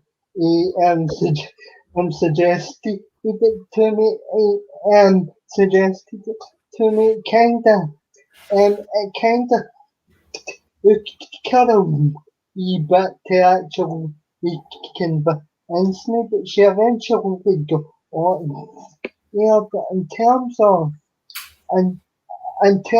the stuff I've got coming up on my channel, I've got my Q&A stream or oral, and the following week is my as the first review of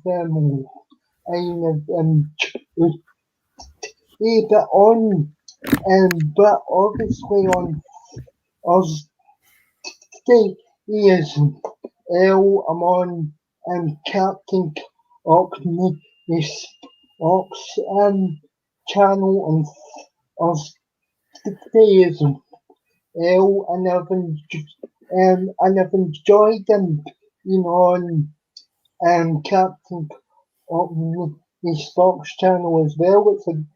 It's a pretty good channel. It is. I've been popping in, listening to some of these streams. Very funny guy. Glad to see that himself and PD Rich are talking again, because I heard he had a little bit of a falling out, as you do sometimes on these things. But you talk and you sort out your stuff. That's how we do things on this side of the fandom. We don't fall out for long. We always end up talking to each other because we miss each other's company. But yeah, great channel. Have to be honest. So is yours. Great channel as well. I actually did tell people to subscribe to your channel last night. I had that scrolling during the stream last night, so I didn't just tell people to subscribe to Eddie's channel. I told them to subscribe to your channel as well, actually. Thanks very much. Well, I want to get you as much, because you deserve it. You work very hard, and I know how much Doctor Who does actually mean to you and the stuff that you do. So I try to encourage people as much as I can to subscribe to you, because I do like your content. Listen, I'm not always around in the chat, but I do watch our streams. You're one of a handful of people that I actually do sit down and listen to while I'm doing it, whether it's cleaning up or whatever. I'll have yous on in the background, but I always do listen. So you keep up the good work and keep doing what you're doing.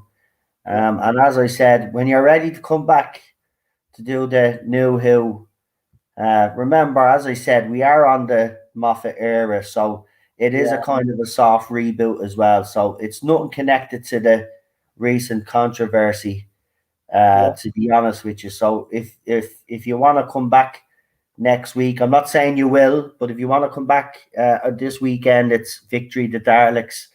If not, so what time is it? we'll have it actually we'll have it in normal time. If I can, I'll let you know. But if you're on for it, if you're definitely on for it, then that'll be absolute. Look, I know people in the chat enjoy having you on when we do the new Who. It's not the same without you. I have to be honest. Even when you took your break, it wasn't the same without you. It's not.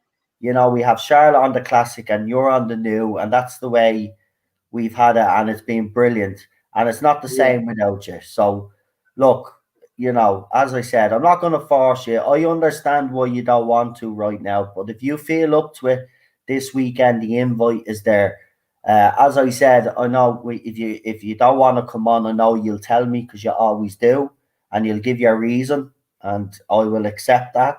But if you are ready to come back, listen, you don't have to do as you said. You're moving in a different direction with your channel. But if you want to come on here and feel more comfortable talking Doctor Who here, you're more than welcome always. As I said, you'll always have a spot on this channel. You've been a long term and a long time supporter of this channel, and you're a friend, someone that we all look up to. You're a bright spark in this fandom. I have to be honest with you.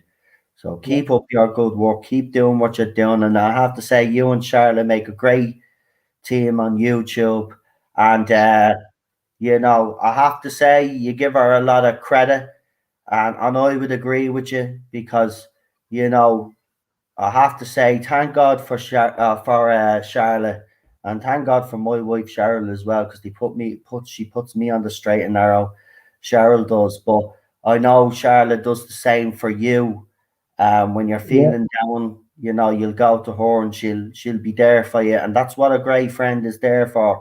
But I have to say, you know, what a great idea for her to get you to come back onto YouTube and do something like Line of Duty. That was brilliant, and that's what a good friend does. When a friend like you is feeling down, a good friend will come up with a solution, and she did, you know, and fair play to her. I tell you, we'd all be lost without Charlotte in this community. She's another bright spark in this community as well. And I have to say, you do work great together on YouTube. And keep it up, keep up the good work. And you know, as I said, screw the haters, keep doing what you're doing. And when you're back here, when you feel ready to come back, as I said, you always have a spot on this channel. You don't even have to ask. You know that. You just let me know when you're available, and I'll send you the link. That's the way it works. Because from day one, nearly. So I mean, you know, and you're still here. So I must be I'm still, right. I'm still here. Because I've there's a 15 subscriber. So like I've seen it all basically. I know it's been a long old journey, hasn't it? It really has, and you've been here every step of the way. Matthew Pounder as well. I have to give him huge credit. He's been here from the start, even as far back as our Facebook days when we were in groups, when Doctor Who groups used to be very active. That's another thing. Actually, I just want to end on before Daniel leaves, and stuff. I just want to say, you know, you could tell how popular or how bad a TV show is when you look at their groups on Facebook and on social media. And the ones on Facebook, a lot of them are dead. Even the official one, you know, they'll put up a post. Some posts will get traction, and other posts won't. But you'll always find when you go into the comment section, you'll have loads of people, and I mean literally loads. Listen, they can cover up as many bad comments and whatever they want about this era, but it's quite telling when you go on to these groups and you see the comment sections. It's quite startling to me, but not surprising, of how many people actually hate this era. And you know what? It's sad. And Charlotte did, I don't want to kind of lead Daniel on this point, but it is sad if this is the end of Doctor Who. Yeah. It ends on this era. It doesn't deserve that. It really doesn't. And I will say that, I'll be the first to say it. It doesn't deserve to end on this era. No way does it. Not history repeating itself. We don't need that. So, I'm hoping something gives over these next couple of months and Chibnall decides to do the right thing and actually does go. If he does go, there is a chance of Doctor Who regaining some of its good reputation. It's gonna be hard. Listen, even I will have to say that the next showrunner, whoever it is going to struggle. It's going to struggle because the stink of Eddie was right though. The stink of this Chibnall era, unfortunately, has gotten everywhere, and maybe that's why BBC. But I hope they don't. I hope they go. Look, if they revert back to a bloke doctor, right? They get a companion in, and they get a showrunner in that gives us decent episodes of Doctor Who. At least let it gain back some of its reputation before you pull the plug. Don't pull the plug now. Listen, I know I kind of been. I said during Series 11 the best thing for this show would be to go away and disappear. But now that I know that is a possibility, I have to say it's heartbreaking. This show's been in our lives, right, back in our lives since 2005 for some of us. For some years it was a new thing, and then you went back and watched it introduced you to the classic era. Yeah. You've got to feel all the excitement for that, right? But for a lot of us, it came back in 2005 and it's been part of our lives again. This will be a huge loss to everybody if this is the end. And I don't want it to be not this era, no way. Please don't pull the plug now, BBC. At least give it one more season with a showrunner, and even if it doesn't work out and the damage is done, which I do believe it is, but at least let it gain some of its good reputation back. It deserves that. It's given us all so much. It deserves that. So let's hope this isn't the end. But look at Daniel, we never know. As Eddie did say, things can change quite quickly, and you never know. Chibnall might. And remember, he did say he was getting conflicting information, which we reported on months back, is that Chibnall and Whittaker are leaving. So we have to see. We never know. But these next couple of months are going to be very interesting. But listen, it's been great having you on. And don't forget to check out his channel, as he said. And he's going to be on all those other streams, well, Cockney Spock as well. We'll go and check out tomorrow, isn't it? Your first stream is tomorrow on Line of Duty, is it? Not the it's the Q&A tomorrow, isn't it? Yeah. Yeah, so go and join Daniel and Charlotte. They're going to do a Q&A. I've actually never really done... I think I did one in the early, when I first started off. Maybe I should actually do a Q&A as well, because I know a lot of you do like to ask me a lot of questions. Maybe I should just set a stream up and do an hour Q&A where you can ask me. I'll tell you what, right? We're at 1,910 subscribers, right? When I get to 2,000 subscribers, if I do, I will do a Q&A. Right? I'll do a Q&A, and we'll let you ask those questions that you have been dying to ask, but never. Can I just say, you can get out with relations in a brilliant interview, and it was actually enjoyable, so we can get out with relations to you and Ed, and to you and Ed. It was a fantastic conversation. Oh, thanks very much.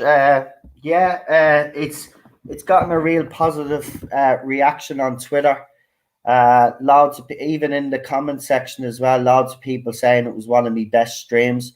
That's always nice to hear. So I'm glad everybody enjoyed it. we spoke about, as I said, we covered a lot of issues, so that was good. And you know, hopefully we'll get him back on again because everybody seemed to enjoy it. So yeah, we'll get him back on again. We used to get Eddie on quite a bit back in the day, but a lot of stuff has happened over that time in the fandom. People falling out with each other.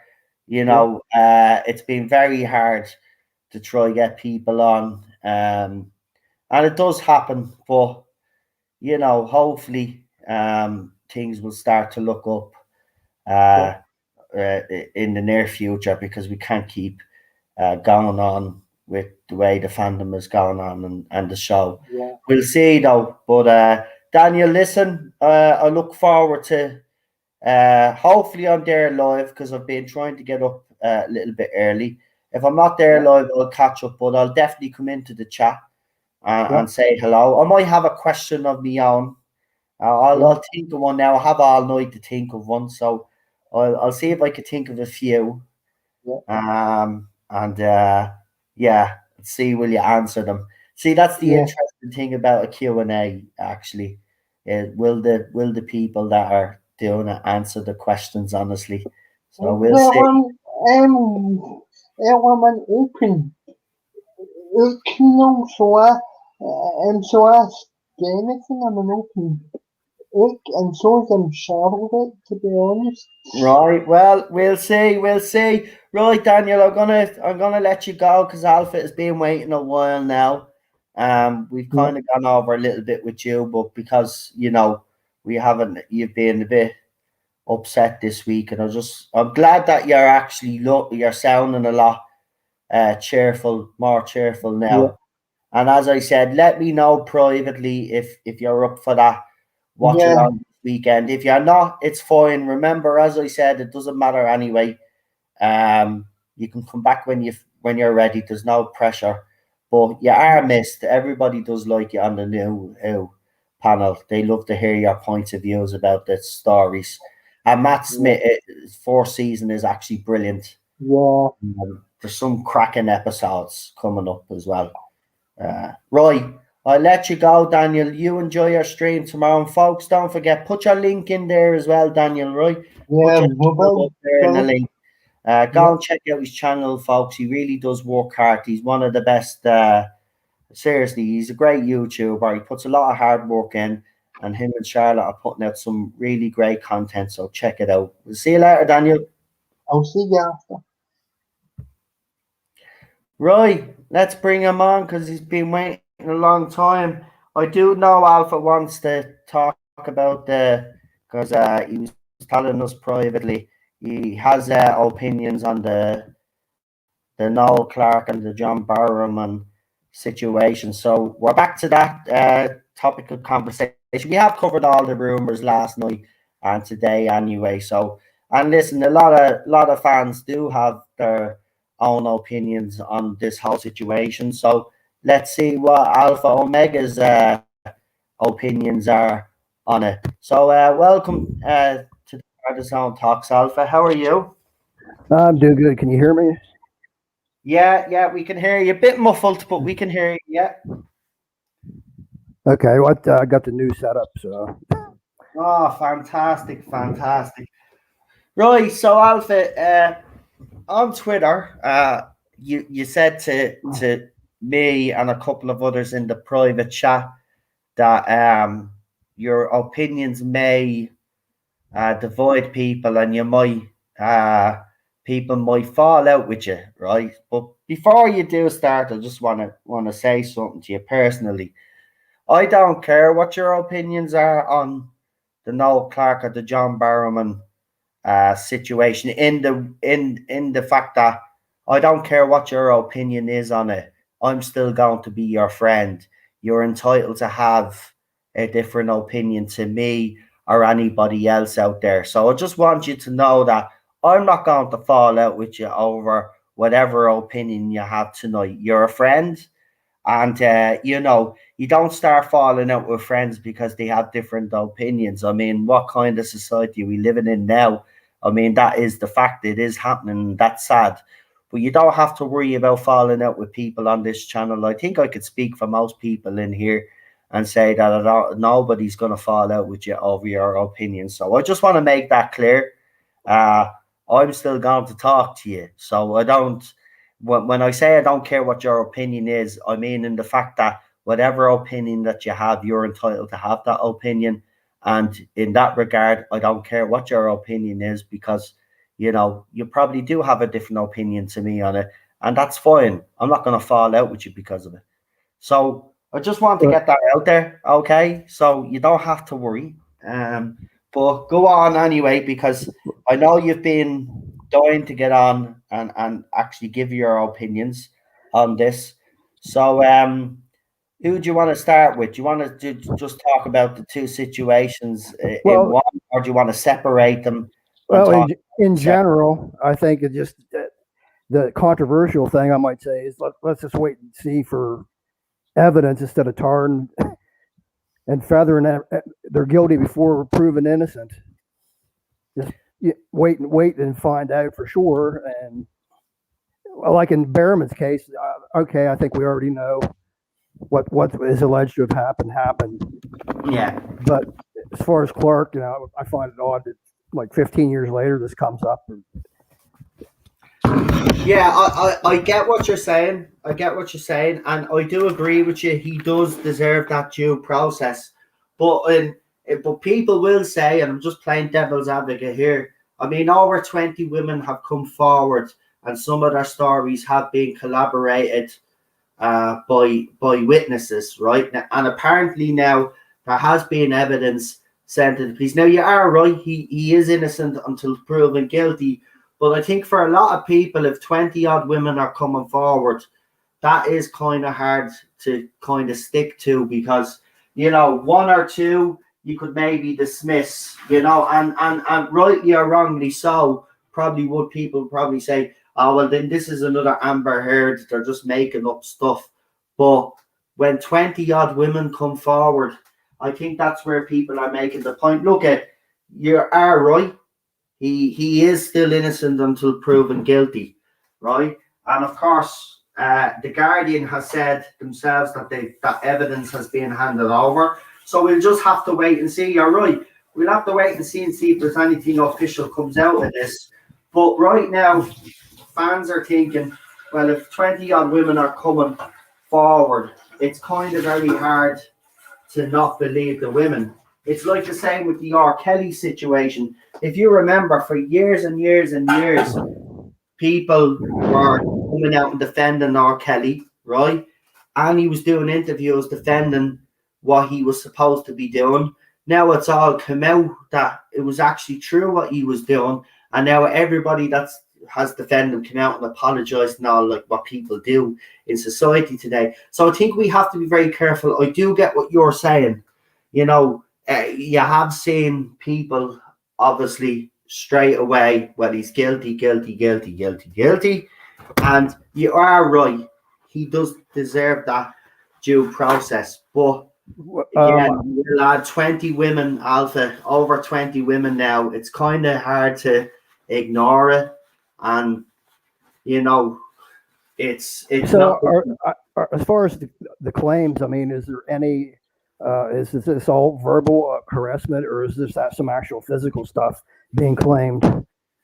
Well, in some of the cases, it's verbal, and apparently one of them is coming out and claiming that he did put his hands on our upper leg, and he did try put his hand up our skirt. So that would suggest that there is some physical stuff there. And apparently that was collaborated by witnesses that were there. So, look, as I said, you are right. He is innocent until proven guilty. And right now, you know, all we have are the testimonies of all of these women, and some of them have been backed up. But you are right. There's a thing called due process, and he does deserve that due process. But at the same time, we can't dismiss 20 odd women when they come forward and make an accusation like that. Yes, we have seen in the past, and rightly so, we've seen in the past that, you know, accusations have been made, and then it might turn out that these men were innocent. But still, these women that have come forward in regards to Noel Clarke do deserve that due process just as much as Noel Clarke does. So, look, it's really messed up everything. I mean, if it's all true, then he's handed the keys to all of these activists that have been saying that Doctor Who was full of misogyny, that men are behaving like this and getting away with it. Like, he's basically played into their hands if he's done any of this alleged stuff. And that, to me, you know, it's unforgivable. What Okay. he's been alleged to have done is unforgivable. And if there is, and there's, you know, one of the women's come forward and said it did get physical. So, I mean, look, it's not looking good for him. But at the end of the day, you are right. Due process. All Okay. parties have to go through due process. But is there anything else you want to add on the Noel Clarke stuff? No, not no. Let's move on to RTD.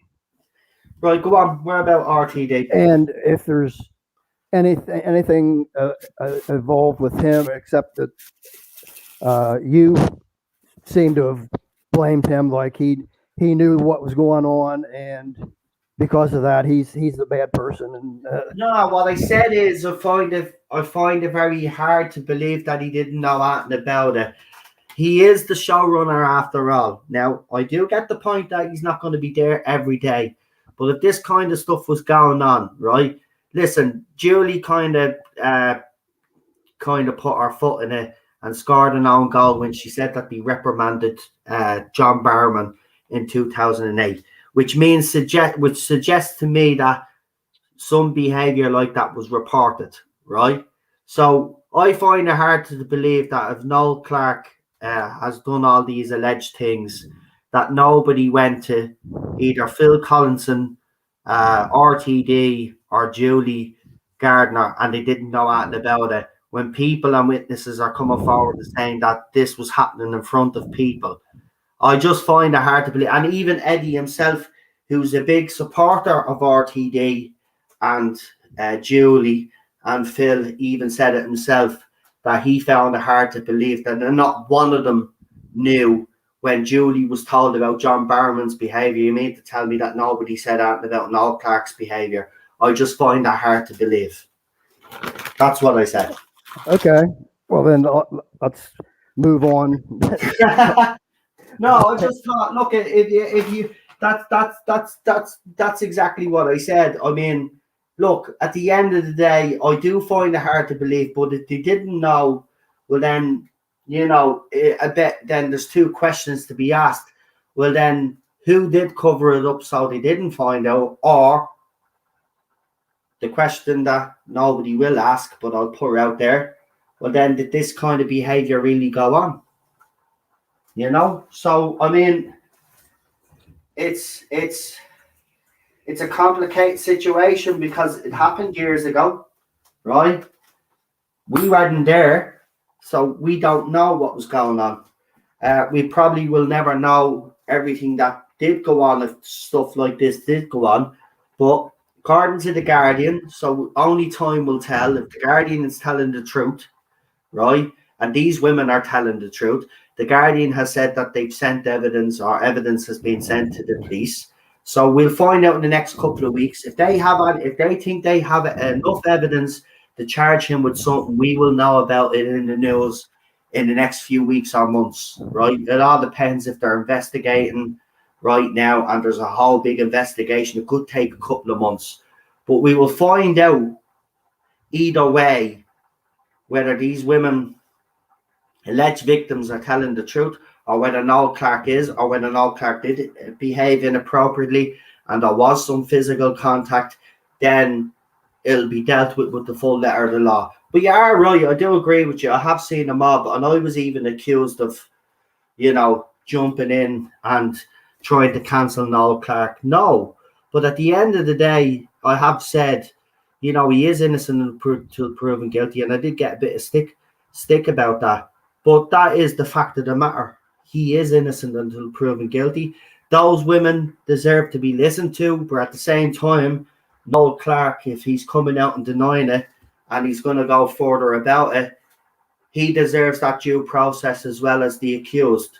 It doesn't just work one way, and I do agree with that. There's a lot of people not looking at it that way, and they are trying to, crucify the man before we've actually, had it confirmed by the police whether they're going to charge him or not.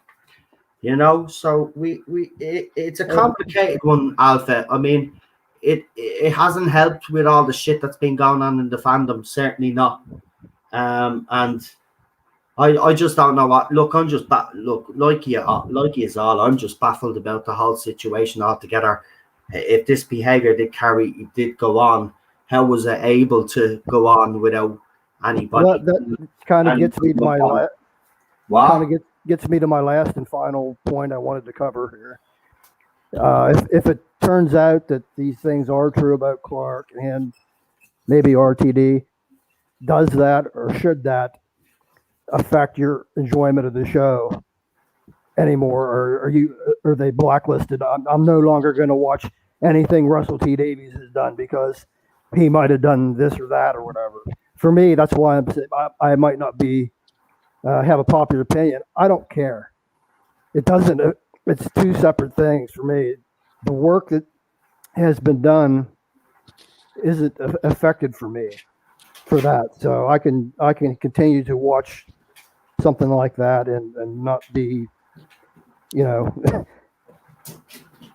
that's a fair point. A lot of people have said that, but for some people like Daniel, for example, it has right now at the moment, because it is to them, for some people it is hard to separate Noel Clarke from Mickey Smith right now, and unfortunately that is going to happen. But eventually people will, because we've seen it in the past with movies out there, people will separate the two, and it will happen. But right now, for some people, they just can't. But you are right. I mean, as I said to Daniel, it shouldn't let you ruin your enjoyment of the Russell T era. Now, if you don't want to actually go and watch the episodes where he actually features, well, then that's fine. You still have the rest of the RTD era as well, I'd say. So, yeah, I'm with you. Eventually, I think it will. It will just, It doesn't bother me because I don't really like Noel Clarke anyhow. So we'll just have to wait and see what happens. But, it hasn't helped. With all the stuff that's going on in fandom, this wasn't. The timing of all of this is weird. Yeah, I have said that. The timing is actually unusual. But look, as I said, like Noel Clarke, the victims or the alleged victims deserve due process just as much as Noel Clarke does. And look, we'll find out. We'll find out soon enough. The police are investigating. We'll see if anything comes out of it. But yeah, let's just put it this way. Nobody needed this, and it's just threw everything up in the air. And if it is true, Noel Clarke has basically handed the keys to all the activists in this fandom that have been saying for years that men are bad, bad, bad, bad, bad. Because we've already seen it ever since the Noel Clarke stuff happened. And remember, this Noel Clarke stuff dropped a few days before or a few days after we'd had the situation with a certain account out there who was exposed to be sending inappropriate messages to young female fans in this fandom.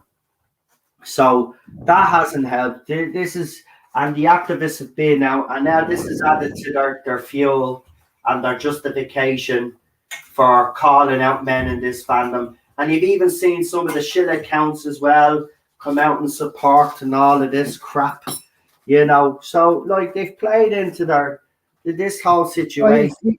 He's one person. You can't paint the whole showing Yeah. with a brush, same brush. I do agree with you. I agree with you, Al, for sure. But he even tried to rope bell poor Matt Smith into the whole sick situation. It was ridiculous, man. It's ridiculous. The whole thing is ridiculous. But there you go. That's the fandom we live in now, right now, and that's society. It just, it's just ridiculous. It's ridiculous. But if Noel Clark is guilty, then he deserves to be locked up, and I think everybody will agree with me there. But he deserves his due process just like the victims do. The victims must be heard, but also Noel Clark does have a right to a defence. Whether you agree with that or not, that's the law of the land, and that's just as simple as that. And I do agree with you, Alpha. Twitter isn't judge, jury, and executioner. There is due process, and hopefully, it's followed. We'll see what happens. But his reputation right now has been dragged through the mud, and he will never work again if found to be guilty of any of this stuff. And that'll be it. Noel Clark will be a spent entity. He'll never exist. And it's, for a talented guy, and he is talented, if he did do this, what a bloody idiot is what I'll say. You had everything and you've just thrown it away because you couldn't behave yourself. And again, though, if he's innocent, well, then we get into the whole territory again of, why is this happening? Why are people being, especially blokes, being cancelled by false allegations? I'm not saying it's false. I have to say the evidence is pretty stark. And the fact that it is backed up, that's the thing. It's backed up by eyewitnesses and apparently evidence being handed over. So it's not looking good for him, but we'll have to wait and see what happens. But Alfred, do you want to do a few shout outs before we finish up, pal? I'll give the usual for you and your here and your Irish Geek channel, where we can watch you get frustrated at Fife. Yeah, I set up a Super League. I did the first episode last night. So I'm Celtic, and I've built up a new team now. And 4 season in, I've drawn the first game and I got hammered in the second game. And then I kind of gave up then. So it was a short episode.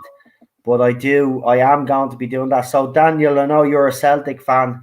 So come in later and have a look at the Celtic team that I built. Unfortunately, we didn't get the results that we need. But it's a European Super League that I've done. I know, controversial after all the European. But I've taken the best teams out of each league, English league, Italian league, and put them in the French league. So there'll still be Champions League, there'll still be cup games, but it'll be Manchester United versus City, Manchester United versus Bayern Munich. I'm obviously Celtic. So, so come and watch me, Daniel. I hope I can do your team justice. But so far, well, in fairness, considering the teams that I'm playing against, Daniel, a draw against Bayern Munich, and then I lost against Manchester City, who just played me off the park. They beat me 5-1 or something. But I have a decent team, so we should do well. But thanks, Alpha, because I know you do watch the FIFA streams. So I saw the USA beat you like 5-0 or something like that. Yeah. But it was Ireland, right? In fairness, right? And not on top of that as well. For some weird reason, it doesn't have the updated squads. I think the way it's gone is I'm 4 seasons into my season with Manchester United, so I think that's the way it's worked. It's like giving me the team that would be around 5 years ago. Sorry, I'm just at the same time I'm cooking Cheryl as well. She's having some tuna pasta with peas and spinach, believe it or not. Yeah, weird fucking mix, but that's me American wife. She eats all of these weird concoctions. But have to say, it looks nice. It actually smells nice. It wouldn't be my cup of tea now, but that's what she's eating for dinner. So I've made her a big pot of that. So, so listen, that's it. I'll hopefully be back Wednesday. I'm not making any promises because Ted is still You know, he's looking at me now. You're not getting any food, you. You've already been fed. Go on and eat your dog food. Go on. He's looking for some human food. Yeah, he's always the same. But listen, we will be back. We'll have our watch-alongs over the weekend. They won't be changing. My sleep patterns kind of gone back to some sort of normality. So we'll be back for a classic and new Who. Tardis on talks. Hopefully be back on Friday. I'll let you know, unless there's something big that happens or any Doctor Who news comes my way. Well, then you know it'll be changed up. But we will be back for the classic and new Who watch-alongs. So yeah, classic episode. I will let you know. I'll let you know maybe tomorrow. I might do a little 2-minute video and let you know what classic story I've picked. I have to go and check on the Hartnell stories. So we're back to Hartnell. So I'll let you know tomorrow on that. And don't forget, it's Victory of the Daleks on Sunday. So thanks, Alpha, and all my guests that came on tonight. Really appreciate it.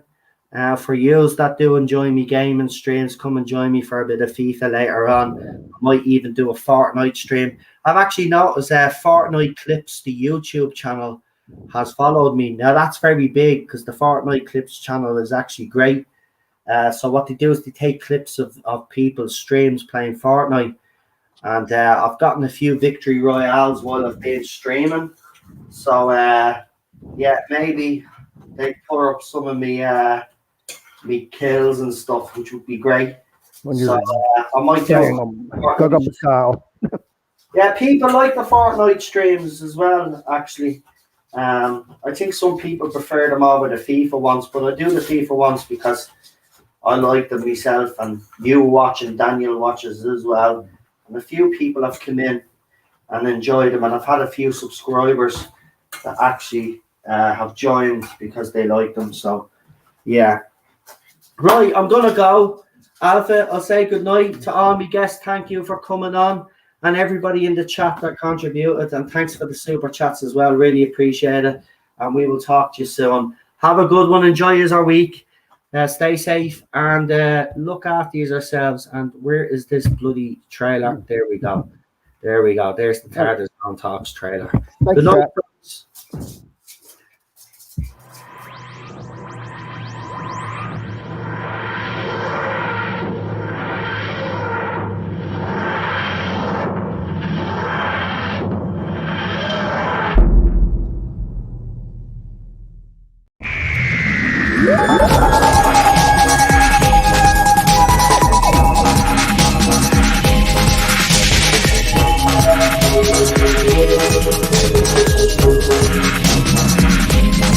Thank you.